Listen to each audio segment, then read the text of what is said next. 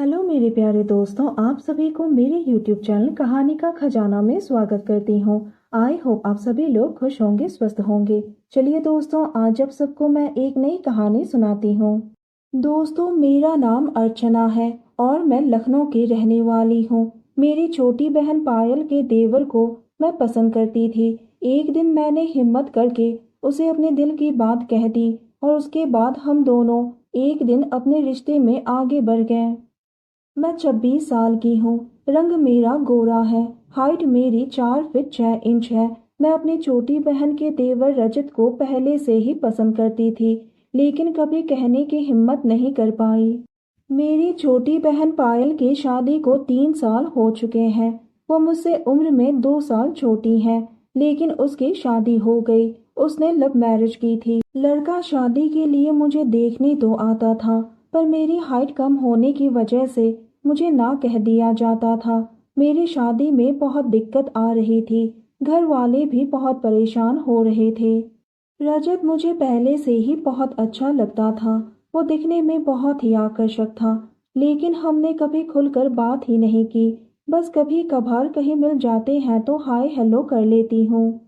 रजत 25 साल का है। वो मुझसे उम्र में 1 साल छोटा है, लेकिन क्या करे, दिल तो बस उसी के लिए ही धड़कता है।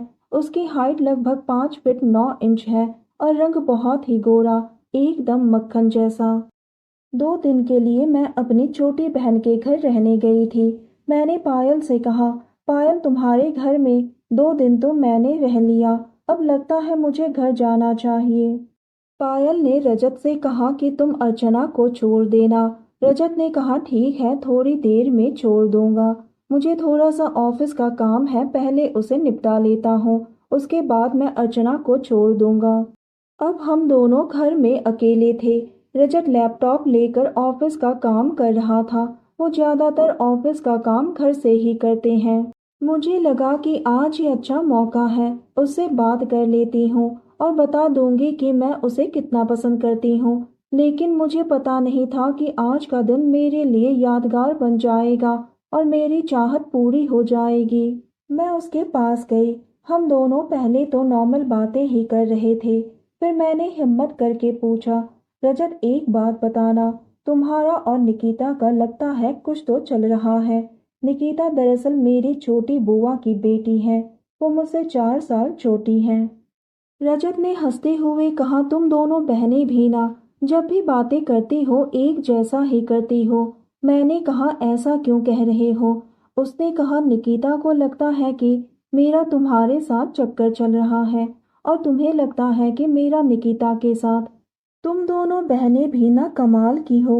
मैंने हैरान होकर कहा, उसे ऐसा क्यों लगता है कि हम दोनों में कुछ चल रहा है? उसने कहा, निकिता को ऐसा लगता है कि मैं तुम्हारा बॉयफ्रेंड हूँ और हम दोनों अपने रिलेशन में हैं।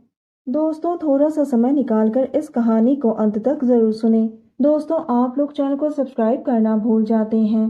दोस्तों, आप सबसे रिक्वेस्ट है कि चैनल को एक सब्सक्राइब करें और वीडियो को एक लाइक करें। दोस्तों, आप लोगों के एक लाइक और सब्सक्राइब से बहुत ही मोटिवेशन मिलती है कि हम ऐसे ही कहानियां आप सबके समक्ष प्रस्तुत कर पाएं। दोस्तों, हम बहुत ही मेहनत से कहानी लिखते हैं। आशा करती हूँ कि यह कहानी आप सबको पसंद आएगी। चलिए अब कहानी में आगे बढ़ते हैं और आपको यह कहानी सुनाते हैं। जबकि मैंने तो आज तक तुम्हारा हाथ भी नहीं छुआ। मैंने कहा, आज तक मेरा हाथ किसी ने भी नहीं छुआ है। उसने कहा, क्यों, तुम्हारे बॉयफ्रेंड ने तो। मैंने कहा, रजत, आज तक मेरा कोई बॉयफ्रेंड रहा ही नहीं। रजत ने बोला, तुम इतनी खूबसूरत हो दिखने में और तुम्हारा कोई यार दोस्त है ही नहीं, ऐसा कैसे हो सकता है? मैंने कहा, शायद मेरी हाइट की वजह से कोई लड़का मुझे मुड़कर भी नहीं देखता है। रजत ने कहा, हाइट का क्या है अर्चना, तुम दिखने में इतनी खूबसूरत हो और जब भी बातें करती हो ऐसा लगता है जैसे तुमने मिश्री घोल कर पी ली हो। तुम्हारी आवाज बहुत ही मीठी है।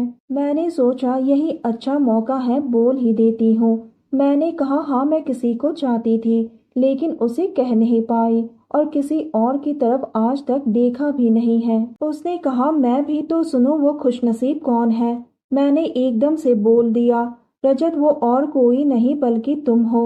रजत ने अपना लैपटॉप को साइड में किया और मुझे देखने लगा और बोला, अर्चना तुमने मुझे पहले क्यों नहीं बताया। मैंने कहा मुझे डर था कि तुम किसी और को चाहते हो। उसने कहा नहीं अर्चना, मैं तो तुम्हें शुरू से ही चाहता हूँ, लेकिन हम रिश्तेदारी में थे, इसीलिए मैंने कभी कुछ नहीं कहा और कहीं भाभी गलत ना समझ ले। मैंने हंसते हुए कहा, मैं तो पहले दिन से ही तुम्हें पसंद करती हूँ। उसने कहा हमने 3 साल ऐसे ही गंवा दिए। फिर अचानक से उसने मुझे प्रपोज किया। मैंने भी हाँ में सर हिला दिया और उसने तुरंत ही मुझे अपने गले से लगा लिया। पहली बार मैं रजत के गले मिल रही थी। मेरी तो सांसें ऊपर नीचे हो रही थी। रजत ने कहा आज का दिन हमारे लिए कितना अच्छा है, और इतना कहते ही उसने अपने होठों को मेरे होठों पर रख दिया। मेरे पूरे शरीर में जैसे झंझनाहट महसूस होने लगी। फिर उसने मेरा हाथ पकड़कर सोफे पर बैठाया। उसने धीरे से मेरे गालों को सहलाया। मैंने उसका हाथ हटाए, लेकिन उसने फिर से रख दिया। रजत ने बोला, अर्चना क्या हम आगे बढ़ सकते हैं। मैंने कहा क्या मतलब। तो उसने कहा क्या मैं तुम्हें प्यार कर सकता हूँ। मैंने कहा नहीं अभी नहीं, इन सब के लिए टाइम होता है। उसने कहा क्यों तुम्हारा मन नहीं करता है। मैंने कुछ नहीं कहा।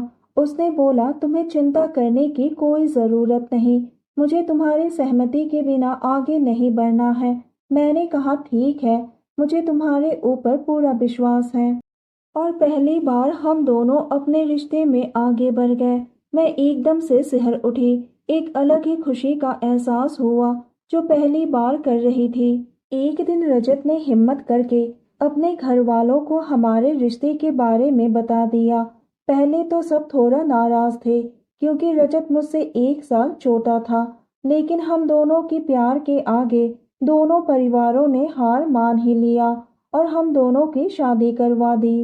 अब मैं रजत की पत्नी हूँ, लेकिन मेरी छोटी बहन पायल अब मेरी जेठानी बन गई है और मैं उसकी देवरानी। पर मुझे इन सब से कुछ भी फर्क नहीं पड़ता है, क्योंकि मुझे मेरा प्यार मिल गया और हम दोनों अपने रिश्ते में बहुत ही खुश हैं। तो दोस्तों, यह कहानी सुनने के बाद आप सबकी क्या राय है, हमें कमेंट करके ज़रूर बताइए और साथ ही इस वीडियो को एक लाइक करें, चैनल को एक सब्सक्राइब करें और नोटिफिकेशन बेल को भी ज़रूर दबाएं, ताकि अगली अपडेट सबसे पहले आपको मिले। दोस्तों, आपकी एक लाइक और सब्सक्राइब से बहुत ही मोटिवेशन मिलती है कि हम ऐसे ही कहानियाँ आप सबके समक्ष प्रस्तुत कर पाएं।